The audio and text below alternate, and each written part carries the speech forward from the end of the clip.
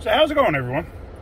So I got a customer who dropped off a 2013 Chevy Equinox, and their complaint is that when they fill it up, after they're done filling it up, they go to, drive away, and it'll start up and usually stall.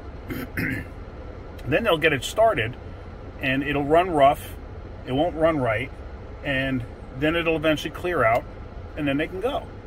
Okay. So what's going on? Why is it doing it on a fill-up? I'm going to venture a guess here. The purge solenoid is purging all the time. It's probably not sealing correctly. So what's happening is you're getting fuel vapors coming through the line. Now when you're sitting there and the car's off and you're filling it up, the fuel is going into the system. Now the fuel vapors have to go somewhere. So the fuel vapors wind up in the line for the purge solenoid, and they're sitting right at the intake manifold. So what happens is you get raw fuel that goes into the intake manifold. Not raw fuel itself, but raw fuel vapors, I should say. Let me clarify that. Raw fuel vapors.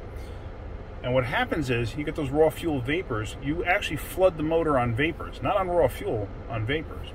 That's the reason that it stalls, because now it's just got way too much fuel in vapor form. So you start it up, it stalls, okay, because it's flooded.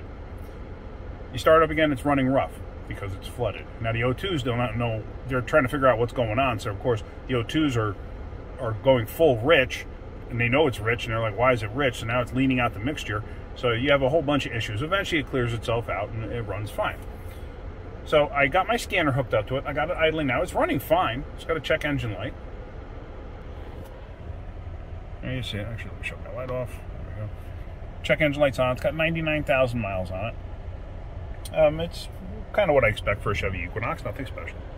So I got my scanner hooked up. I haven't looked for codes yet. But let's see. Anytime I've ever run into this issue, it's always the same thing. It's always a purge solenoid.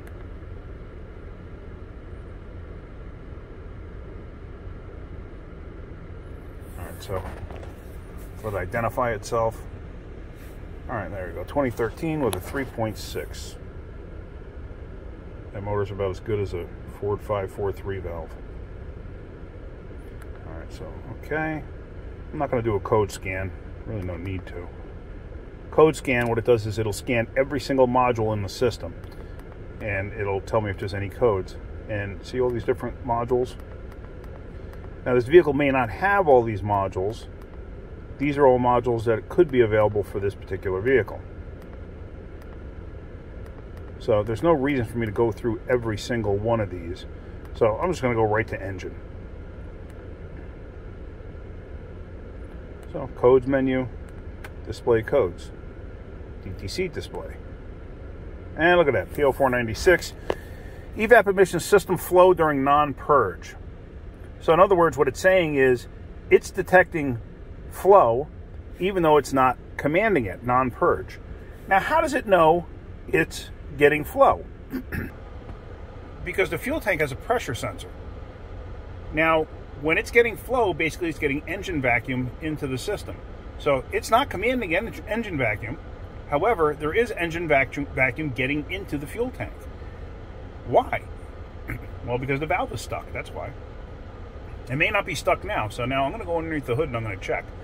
But like I said, what happens is the pintle or whatever that's in that solenoid that allows vacuum to get sucked through, it gets stuck. So you get a constant flow of vacuum. So the computer sees, hey, the sensor's reading a vacuum source. Why is it reading a vacuum source? I'm not commanding it. So here's our problem. I'm kind of surprised it didn't set a misfire code, because that's usually accompanied with it, a misfire code, or system rich. That's also accompanied with it. So let's go underneath the hood and let's take a look. I'm going to leave it running. But let me roll the windows down. It's hot today. I don't even know what the temperature is here. It says it's 78. I don't believe that at all. It feels like it's well up into the upper 80s. Alright, let me just pause this for a minute and go underneath the hood. And there it is, the wonderful GM36. Yeah, not a motor I'm a fan of. The newer ones are fine. The older ones, I'm not a fan of. Like up to about this year, about 2013, 2014, something like that. Up to about this year, not a big fan of them. Major problems with these things. Especially timing chains and oil leaks and all sorts of stuff. Although I have seen some that hit 200,000 miles, but that was kind of like a miracle if you ask me. All right, so let me get some tools so I can take this cover off, because it appears on this one there's a Torx head screw right there, and I got to take the oil cap off. So let me go grab some tools and then we'll get to that. All right, I took the cover off, just laid it down on the grass there. The purge solenoid on this is mounted in a convenient spot right back there. You see that line?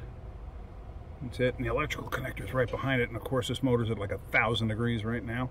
So I'm going to have to try to get that line off of there, and this way I can check it for a vacuum source, because it's not supposed to have vacuum. And, oh, well, I'm going to disconnect the electrical connector too, which will probably induce a code, but it's not supposed to have vacuum once that's done. So let me see what I can do there. As you can see, I have the electrical connector off and I have the vacuum line off of it. So what I'm going to do is I'm going to start this up and I'm going to check to see if I have vacuum at that port. So let's go do that. Let me just zoom out.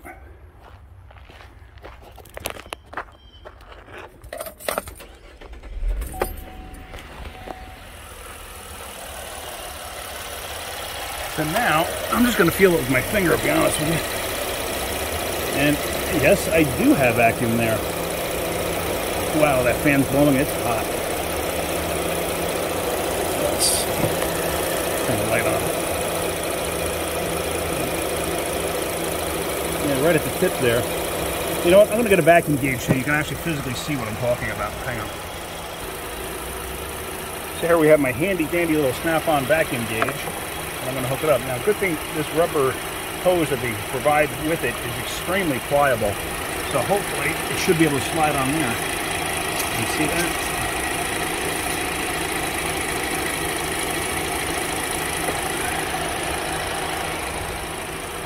Like I said, that solenoid is supposed to be completely sealed, and it is not. We've got 15 inches of vacuum going in there right now. So right there, that tells you that solenoid's no good. Let me shut it down, and you shall see. As soon as I shut that down, let's grab it this way. Sorry about that. So now once I shut that down, there, the vacuum goes right back to zero.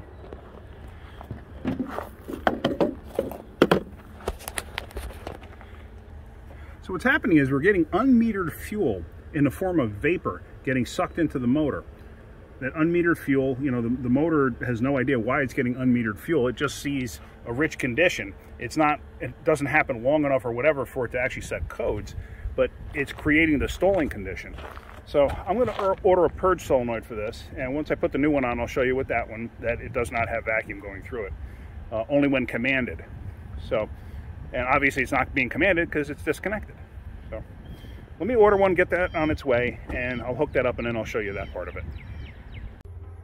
And here we go, we got the new one right there, and the old one that's in there, the bolt is down here.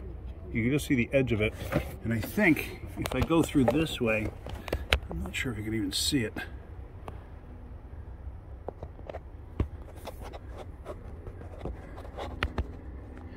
Yeah, you can't even see it through the video, but it's down there. I can get to it with a 10mm swivel on a long extension like this, and that's what I'm going to do right now.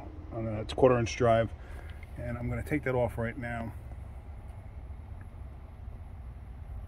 Just like that, I'm able to get back there and get to the bolt, and I got the bolt loose now. So now let's see if I can get it out. It's definitely a tight fit, I will say that. It's loose. I'm gonna be careful so I don't want to break nothing. Oh, there it goes. Okay. So there I could see how it's mounted.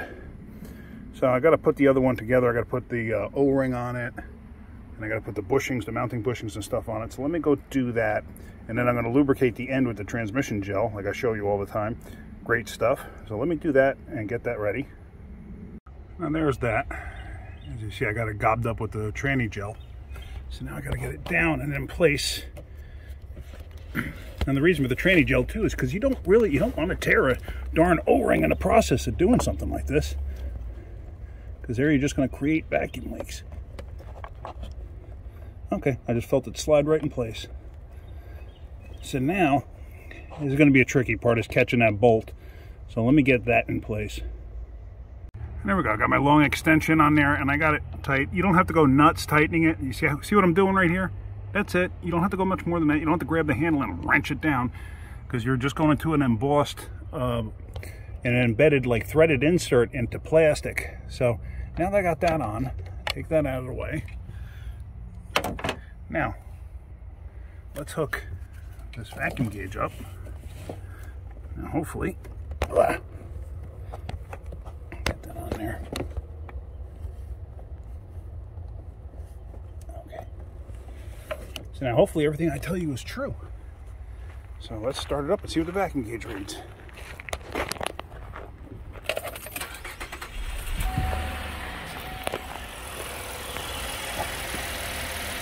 See that? 0. And it's hooked up. As you can see it down there.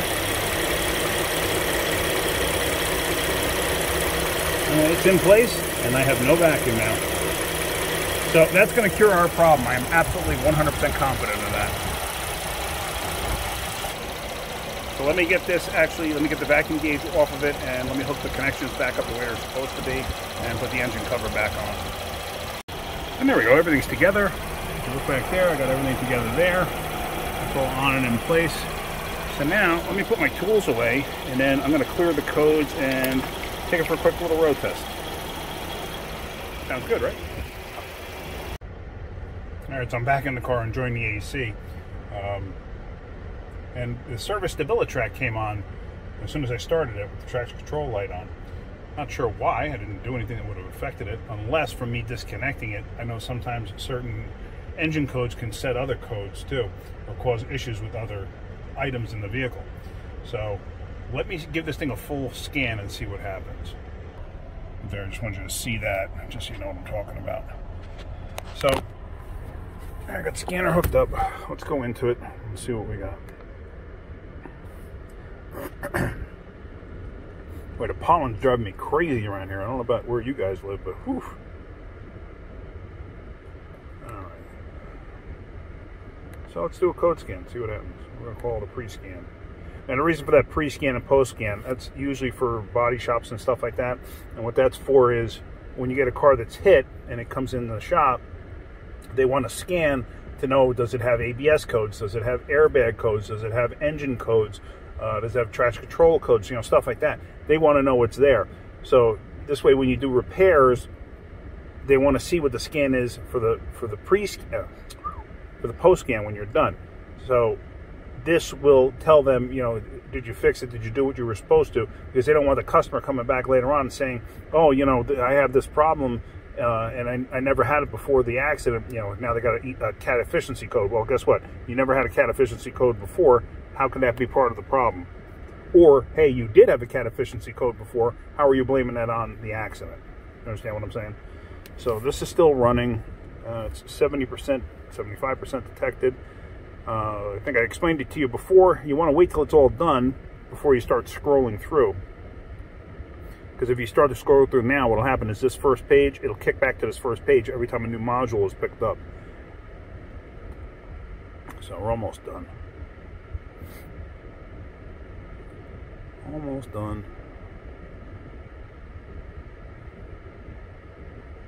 Alright, there we go. So now we're done.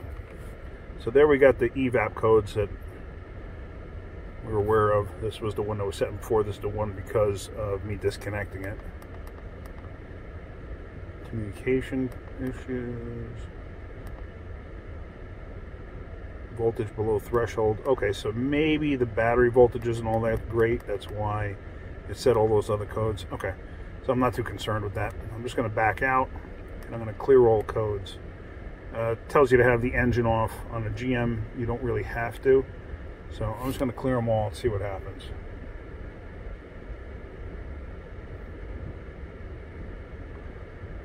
It is best to turn the key off and whatnot, but since this thing had voltage codes, I figured let me just let it do its clearing right now. And it already cleared the dash on it. So there we go. See, dash is cleared. So let's go for a little road test and see what happens.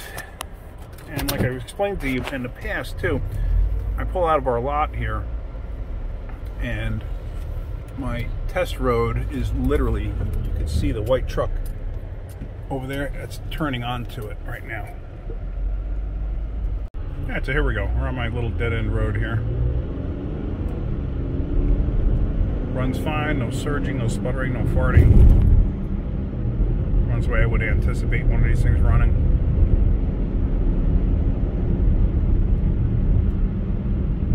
So I think we're all good here. In fact, I know we're all good. It's nice when you can physically put your hands on something and realize that that piece is no good. Power steering on this thing is noisy as all get out too, but they don't want to address that, so we're not going to worry about it. I'm actually just going to stop here. So that's it for this video. I hope you liked that. I hope you got something out of that. I hope you learned a little something. Yeah, so that's about it. So if you could, hit that like button. If you could, please subscribe. That's it for now. Have a great day. Keep wrenching.